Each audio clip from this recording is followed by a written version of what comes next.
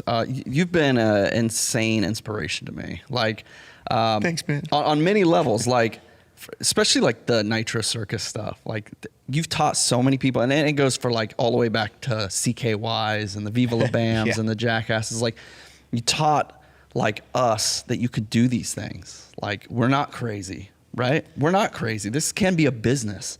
And then you've also inspired me to, you're phenomenal on a dirt bike, but you just weren't riding a dirt bike. You're creating businesses and you're creating a legacy outside of riding this dirt bike. Just trying to figure out a way to not have to get a real job. But it teaches people longevity, right? Like the guys that only rode the dirt bike, they probably aren't riding that dirt bike anymore, and they're trying not to work, right? I'm sure a lot of people are like, how long can he do this for? Right. But look at you now. But the cool businesses. Look at us so now, man. long you've been just out here ripping. Dude, you're I love sitting it. on the Roman Atwood podcast right now. I don't know if you realize how big you've gotten, bro. You're about to do the Freedom 500. Like, it is peak season right now. Right now. It's amazing how long he's done it. Yeah. It's a great point. Yeah, I'm very thankful for you and the crew, the Street Bike Tommies, you guys are a big family. Every time I've been to Nitro, it's like so special.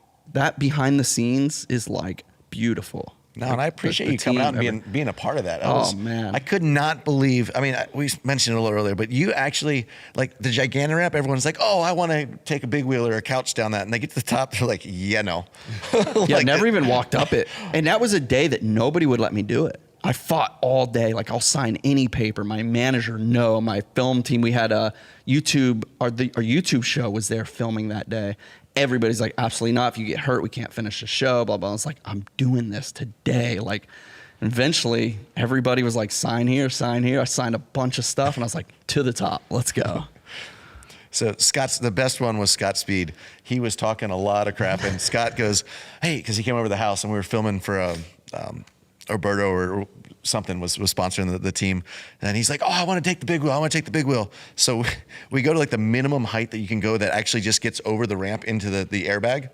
And he gets all the way up there. He's excited. He goes and he actually sits on it. And he goes, actually, you know what? I got to call my manager. I don't think I'm allowed to do this. They're going to, yeah. He's like, he's like, oh yeah, no, they told me I couldn't do it.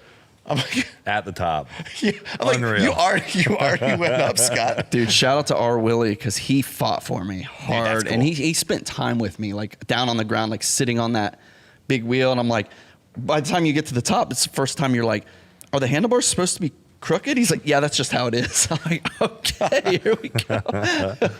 It was legendary, man. I'm really thankful for that moment. No, And the kids, the family was back home. They didn't even know about it at all until probably best. until after. But I didn't know at the same time they were getting kittens. So they named one of them Nitro. So we still have a cat named Nitro. Nice. Just because of that. I've met that cat.